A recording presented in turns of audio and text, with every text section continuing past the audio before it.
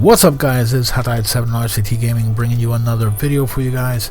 I hope you guys are doing well. Today I'm going to be bringing to you guys a video about Nintendo DS. Now, of course, the heavy hitter of the present is Nintendo Switch, as it basically brought together the home console and the portable scene on one machine, and it's been doing gangbusters so far. But back in the day, even before the 3DS, we had this little thing called the Nintendo DS, which basically had a ton of games and ended up being one of the best selling platforms overall in gaming. It still holds that title, even though it has been surpassed by stuff done by Sony. But yeah, this little system right here, and especially this picture, tells you basically what I felt first time around when getting the system at launch. Even I, being a Nintendo fan for so long, had my doubts that this system was gonna have the success that it had. But it did, and it had plenty of games to enjoy. And today, basically, what I'm gonna be doing is showing how this system is being represented in different builds. In this case today, I'm going to be showing how it looks in the core pack that was recently released for the core build, and of course I'm going to show also how it's represented in Retro Mini Neo. Now, of course, on the Retro Mini Neo side, it isn't available as a pack. It comes standard 10 games, I think, in the build. So when you download Retro Mini Neo, it's going to be included in there already. That said, a little disclaimer also, in the case of Retro Mini Neo, as I'm going to be showing it here, has some alterations, which I will talk about them as I go into it.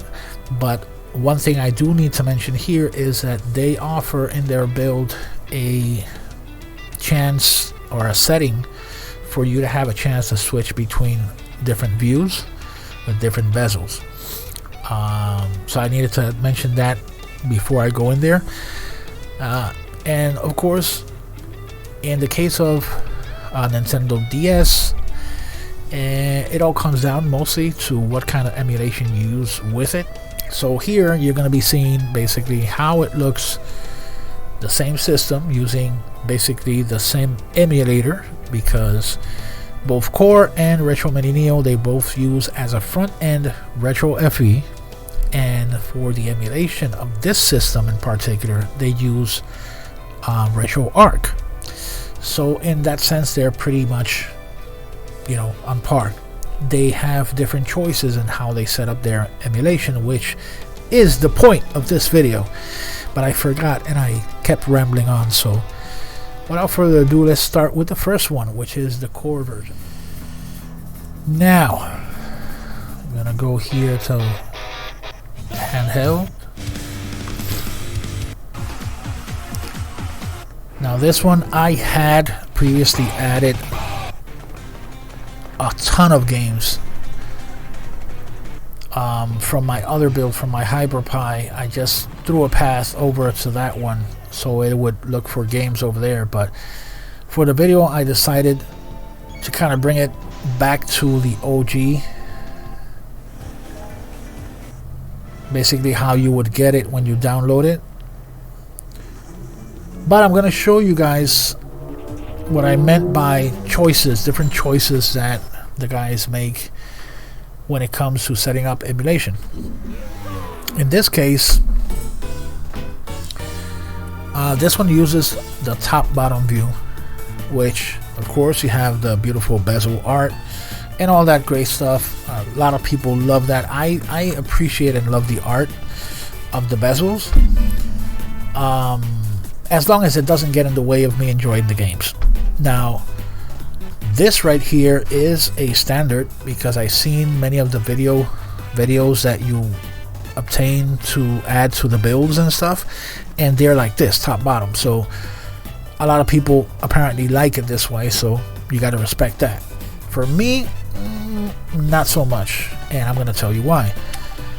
Right off the bat, this feels almost exactly like having or playing with a DS, in the sense that you have the orientation of the screens the way that you would expect it on a real DS. In that sense, yes, you are getting the DS experience. But, and this is my side, my opinion, is that even though it's nice and it feels basically natural, especially if you have a familiar controller and you have the button set up, yeah, it feels like you're playing a DS. However, if I wanted to play a DS, I would play a DS. And what I mean by that, I don't mean it in a bad way, or it looks beautiful. It looks good this way, but there's too little screen real estate, to be honest. And when I play on a TV or a big screen, I expect to have a big screen to play, to be able to see clearly. Of course, this is much larger than the actual screen on a DS, but again, it's basically down to taste. If this is what you want and you like, then you have an option here. I, however, will be playing DS elsewhere, but it's nice to show how well it looks here. I'm gonna actually use another game here. Let me see what we can bring up to show how nice it looks. Castlevania Dawn of Sorrow.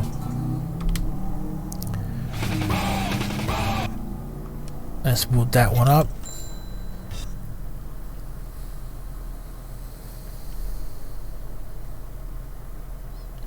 Once again, you have the beautiful art there on the sides, and I know the Bezels project and a lot of different people come together to make this nice art, so that way you can play your games without having black in the background, all that stuff.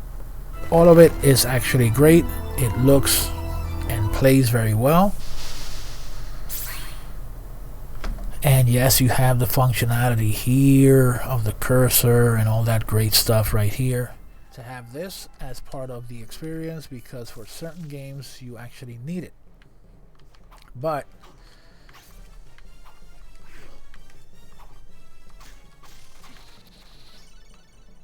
right here is where we come to the issue that I have with this. I played this game to death on the DS, finished it, did everything, and it worked perfectly. Not my thing for the big screen though. But all in all, I have to say this pack was very nicely done, very nicely configured. No performance issues or anything like that, even though it's not running in HD. It is done in a way so you have very little issues to run it. So if you don't have like the best PC out there and your stuff is very low, then this will run without any issues. Alright, so before we go into the Retro Mini Neo build, aside from the fact that you're not going to be seeing the normal games, the OG list of games that you get when you download the Retro Mini build, which are 10, and they have their own art and their own style and stuff. I changed that all around, so please don't judge them by the crazy stuff that I did over on my side by switching everything around. But what they do have, however, is the option for you to change views for this particular case, which is of course the Nintendo DS. If you go into settings,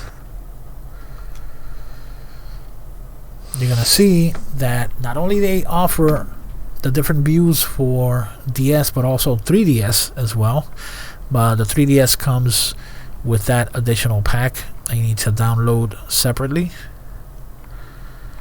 But if you keep scrolling here, you're gonna see that aside from bezels, the option to turn it on and off, you also have the DS bezels, which is, of course, when you choose one of these, you're also changing or choosing the view that goes with it. So you don't have to worry about configuring it on the emulator side. Once you choose it here, it'll do it for you. So as you can see here, you have DS bezel number 1, you have number 2, that is basically side by side and equal amount of space for each screen, and of course my favorite one, which is the DS bezel 3. Now this is the one that I started out with. I had to do some tweaking or changing because even though this is my preferred view, I don't know if it's because it's something that is lacking in the core itself, the Desmond core, but I am missing with this view some functionality of the DS. I'm going to show you guys in a sec. I had to change and actually make my own bezel for this setting in particular, and I will show you why. Let me see if I can get to the Mario Kart one. Of course, none of this crap, you're gonna see it on the OG Nintendo side, Nintendo DS side of Retro Mini. They have really nice art. I just threw this in here because I added a ton of games, as you can see by the count on the top right corner. But we go in, and compared to the top bottom view, here you have much more real estate. And let's pretend for a second that you have that view with the standard bezel that Retro Mini offers. The problem was that I was missing one of the screens, and I can't have that. See, you can switch between one screen to make it larger so you can actually see it on the large screen, but then you miss some functionalities like in maps or using the mouse for certain things. Alright, let's do this. As you can see, right away you notice that it looks much better in terms of resolution. So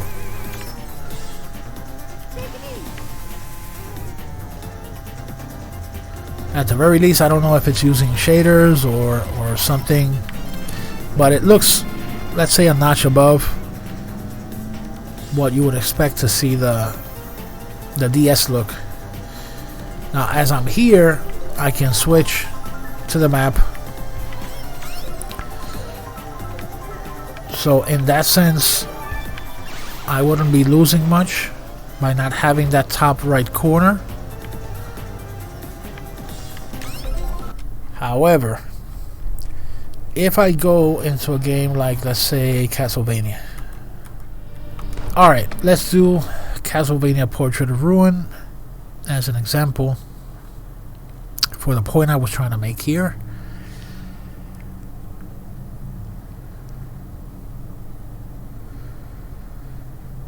Imagine that that top right corner window was being obscured using the regular bezel, or the standard bezel, right? And let's say I want to change, because this is the main window that I want to use to play. I just make the choice, choose the name,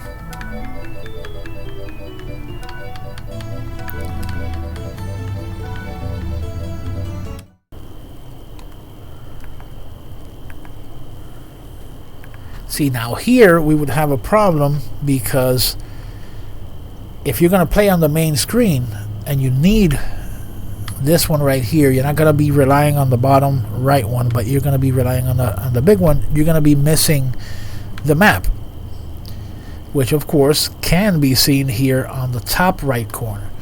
So basically what it does is it takes, instead of giving you the option of switching between the screens that you need, like let's say let's switch sides, the small one with the large one and the large one with the small one. That is the way that it works the best, but it doesn't do that here. It only copies one screen at a time and makes it larger, unless of course you have the option of showing all of them at the same time as I have here, which is basically what I did for this one. Maybe not the most optimal one, but it's pretty damn good and pretty damn close of what you would be used to using in something like Desmune standalone. That is, of course. But with that, let's try another one. Of course, here I have a bigger selection.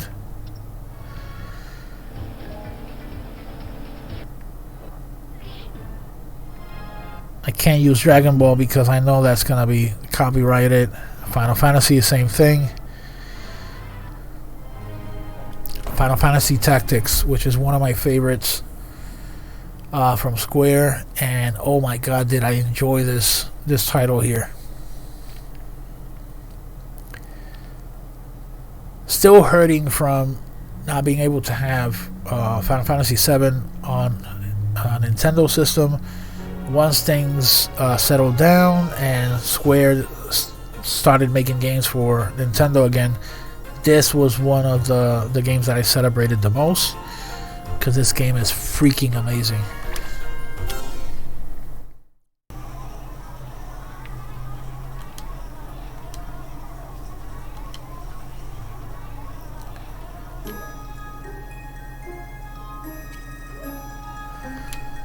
This, of course, this is a beautiful game, 2D game that goes without saying. It's playing it this way is pretty cool.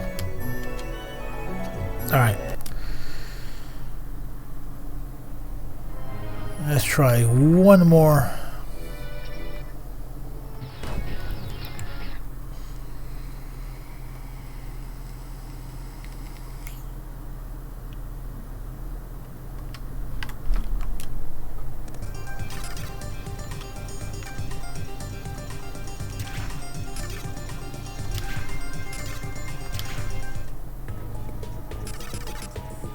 Of course, being a fan of shoot 'em ups, having something like this by the same people who made the Amazing Racers on the Wii U and on the Wii as well, and overall some crazy titles for the hardware, Shinen, have them do a shoot 'em up, which is one of my favorite genres. On the DS, I was super happy.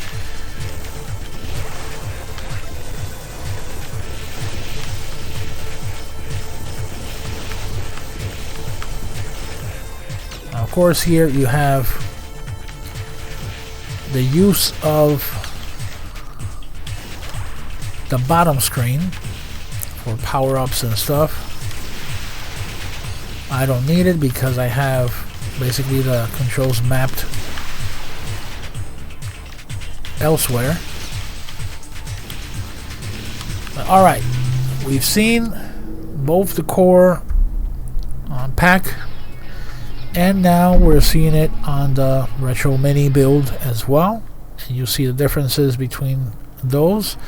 Once again, you can either make them identical or make them completely different, because it all depends on the settings and the way that emulator is configured, but just showing you guys that they are different. Now I'm going to show you guys, before ending the video, I'm going to show you guys how I play it on my old Hyperpie. Now this probably is going to be the least favorite of the three for you guys out there, but it is my current favorite, because if I have to sacrifice something, I'd rather it be the art and not the game. So what I mean by that is, I have them here. As you can see, I have the games up there. I can switch between my favorites.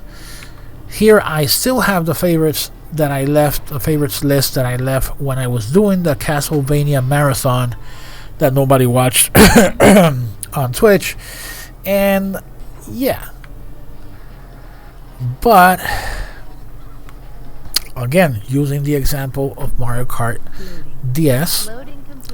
Now this has the loading similar to Retro Mini Neo because it has rocket launcher, and Retro Mini Neo uses rocket launcher as well. But as you can see, I have two screens. One big ass screen for playing the damn game, and the other secondary screen for mouse use. Now when I switch, you see what happens? It switches between the screens that I need.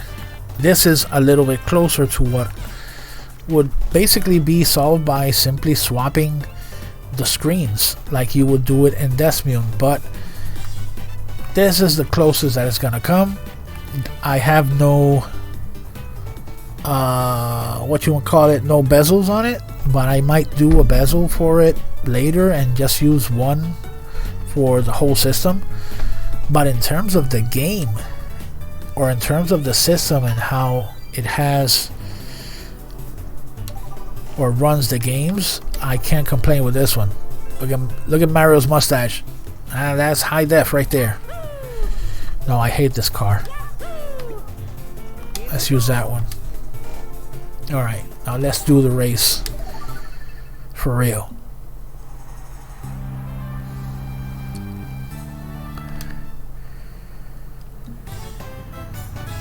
Here we go. I'll spin out this time.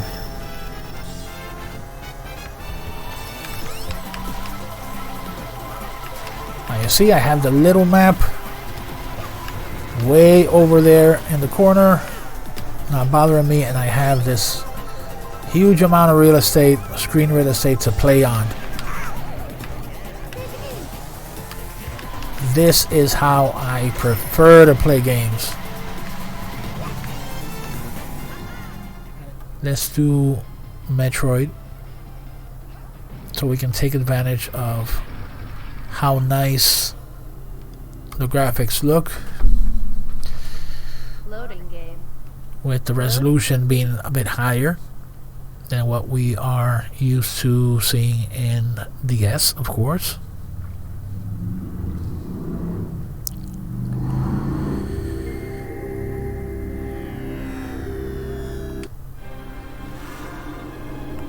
I can switch between screens here so you can watch the full motion video if you want.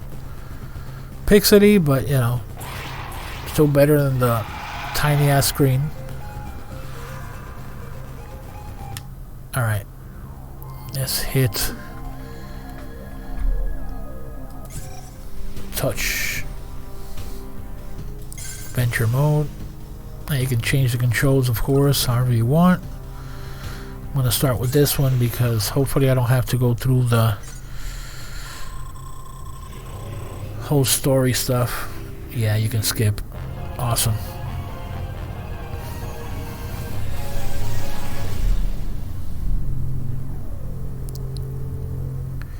Yeah, it looks badass. Alembic cluster. Land ship.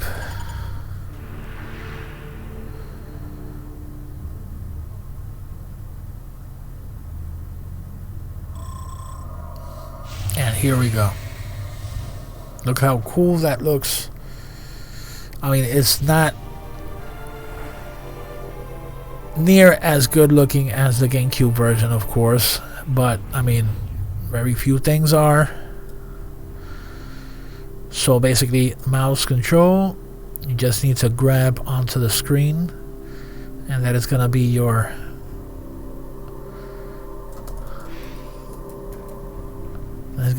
pointer. Left analog stick will take care of the movement. Now if you want to scan,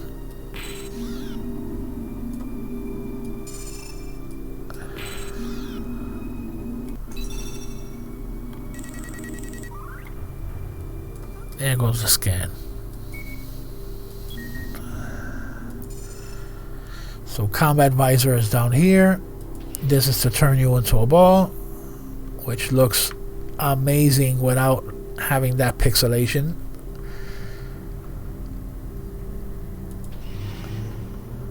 So yeah, very happy how it looks and how it plays.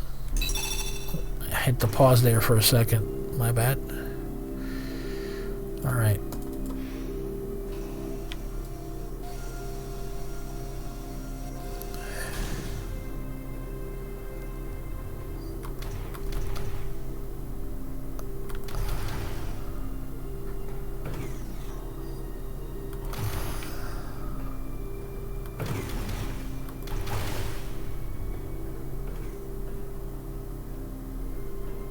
This looks super good.